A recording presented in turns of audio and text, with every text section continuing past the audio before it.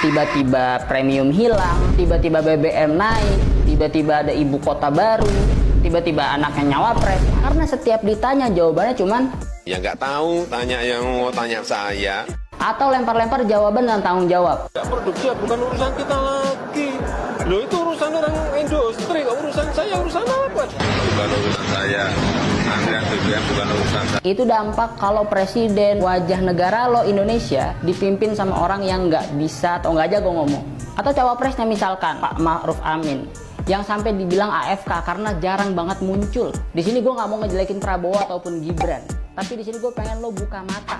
Siapa calon presiden yang bisa diajak berdialog? Siapa calon presiden yang ketika menjelaskan sesuatu, menjawab sesuatu itu dengan jelas, sistematis, sehingga yang bertanya ataupun yang mendengarkan akan puas dengan jawaban tersebut. Itu bukan cuma ngomong-ngomong doang. Emang perlu pemimpin negara itu jago ngomong. Siapa kira-kira calon presiden yang begitu? Ya Anies